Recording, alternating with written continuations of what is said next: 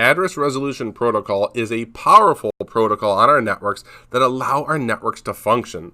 With ARP, we're talking about having a known IP address being mapped to an unknown MAC address.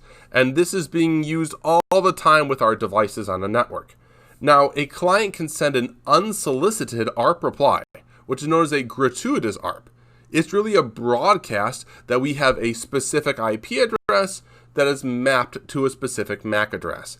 Now, the problem is when someone sends out a gratuitous ARP as a broadcast, other devices, which should be hosts as well as network switches, are going to store that MAC address and IP address combo in their ARP tables and MAC address tables. This is an issue because a threat actor can send a gratuitous ARP message with spoofed information inside of it. This effectively allows any host to claim to be the owner of any IP address and MAC address combo that they want to. So let's talk about it. Here in our graphic, we've got PC1, PC2, and R1. They all have ARP caches that are up to date and correct. But what's going to happen here is PC2, the threat actor, is going to send out a gratuitous ARP. And that gratuitous ARP is going to claim that 10.0.0.1, the IP address of the router, is reachable by using MAC address all Cs, which is the MAC address of the threat actor. Also, the threat actor PC2 sends out a gratuitous ARP claiming that 10.0.0.11, which is the IP address of PC1, is reachable with MAC address all Cs, which is again the attacker. So what's going to happen here is when PC1 sends data to the 10.0.0.1 IP address, it'll be sending it at layer 2 to the attacker, which is all Cs. When the attacker receives this data, it'll be using it as a man-in-the-middle attack. When the router responds to 10.0.0.11, the router will be responding to the layer 2 target, the MAC address of all Cs, which again is going to be the threat actor. So what it comes down to is exactly this. PC1 will want to send data to 10.0.0.1, and to do so, it'll send it to the MAC address of all Cs, which is PC2. PC2 forwards that data onto the router. The router will send it outbound to where it needs to go. As the router responds back to that 10.0.0.11 IP address, it'll be responding back, targeting all Cs, again the MAC address of the threat actor. This is a beautiful man-in-the-middle attack. Spanning tree is a protocol that is on by default on our Cisco switches. Its job is to provide us redundant connections while maintaining loop-free pathways, and it does it great. But the problem is threat actors can utilize spanning tree to actually change the topology of your network infrastructure. Now, the way they would do this is based off of logical, not based off of physical connections, but they would make their host appear as a root bridge. To do this, they would be sending out bridge protocol data units, which are spanning tree layer 2 messages. And these messages will include a priority of something insanely low, such as 0, for example, here in our graphic.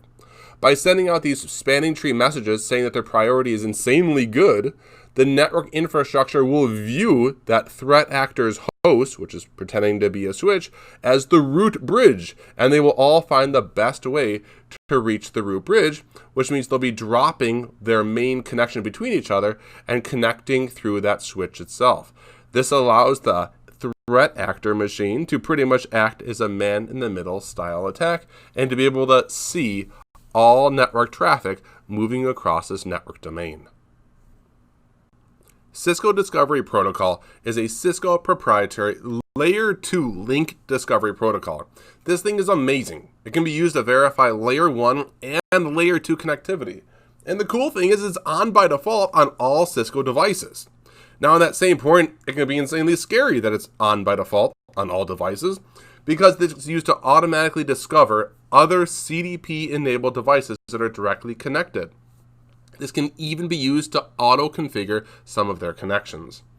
Now, while CDP is extremely useful in network troubleshooting, our threat actors can use it to easily discover network infrastructure vulnerabilities. For example, the CDP information that's being sent out, it's being sent out periodically and as unencrypted broadcasts. This information that is periodically sent out and sent out in an unencrypted format includes the IP address of the Cisco device. It includes the Cisco Internet Networking Operating System version. It includes the platform and even based off of the capabilities of that model of the device. It even includes VLAN information and more. So here's a graphic that pulled off of a protocol analyzer showing a CDP message and ripping it apart in this unencrypted, unsafe protocol reaching out to our end devices. So how can we stop our end devices from receiving this periodic unencrypted CDP laden full of info of greatness? Well, 2 commands. We have no CDP run. No CDP run is put in the global config mode of your device, and that will turn off CDP everywhere on your Cisco device. Or you want to leave CDP on for those inter-network device connections between Cisco devices, but just off on the user interfaces. That would be the command no CDP enable. That's in interface config mode, and that's what you use on your interfaces connected down to end devices. We also have LLDP, which is Link Layer Discovery Protocol. It's a ventral neutral flavor of CDP. This is also vulnerable to recon attacks. We can turn this off globally in our global configuration mode using the no LLDP run command. As well as if you want to do interface specific commands, we can use no LLDP transmit and also no LLDP receive, respectively.